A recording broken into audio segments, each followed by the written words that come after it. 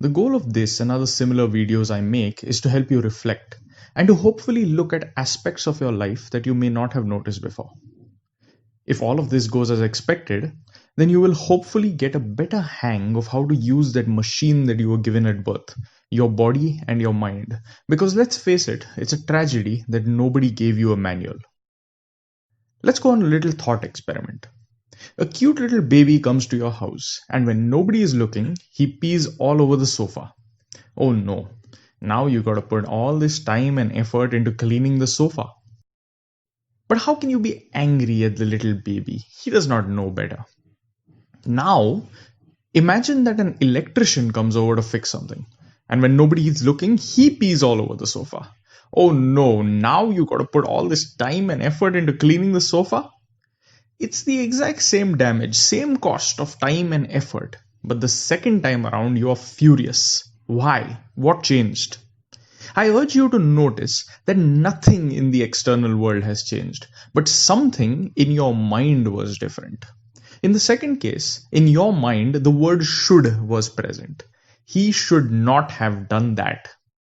Here are some shoulds we come across each day. My daughter should do well in school. The client should pay up since the work was done. My boss should understand how long this project is going to take and not have unrealistic expectations. My husband should notice my new haircut. The guy in the car in front of me should move his damn car. The government should not act this way.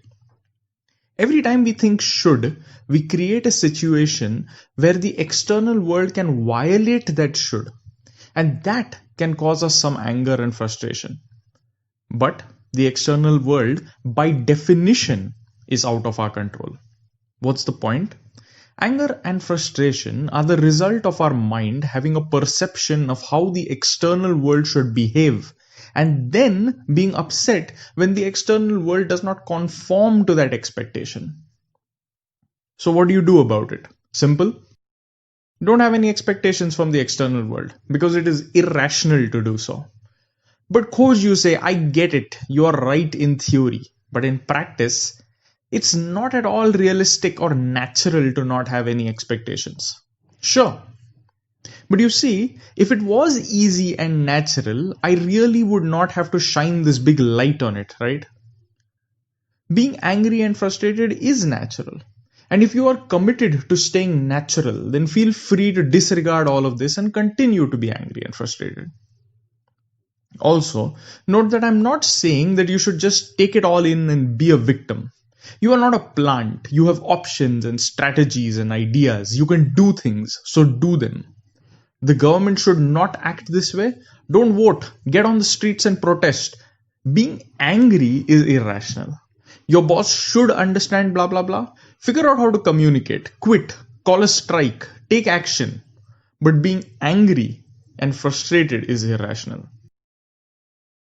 What I am trying to say is that if you internalize the idea that the external world is not in any way obligated to act how you expect it to act, you will be more at peace.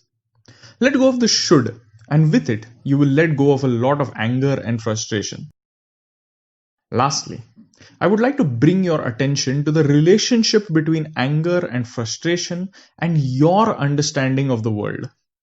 The better you understand why the external world has violated your expectations, the less angry and frustrated you will be.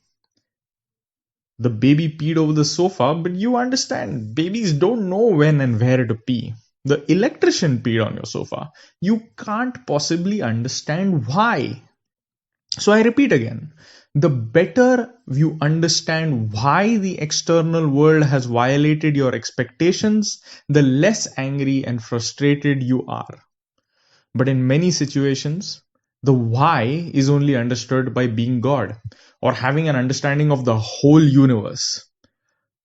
To illustrate this, let's go on a little journey. The car in front of you has slowly and abruptly come to a halt. Why? Because the car in front of him has slowly and abruptly come to a halt, because the car in front of him has slowly come and abruptly come to a halt, because it's a jam. Why? Because the road is narrow and there's too much traffic on this road. Why? Because there's a mall there, a new mall. But why? Because people make malls in popular areas. Why? Because they're trying to ensure the success of their mall and make some money. But why? Because they need money to buy X, Y, and Z. Why? Because money is the exchange medium that humanity decided on. Why? And you could go on, but you get the point. What is the value of highlighting this relationship between anger, frustration, and your understanding of the world?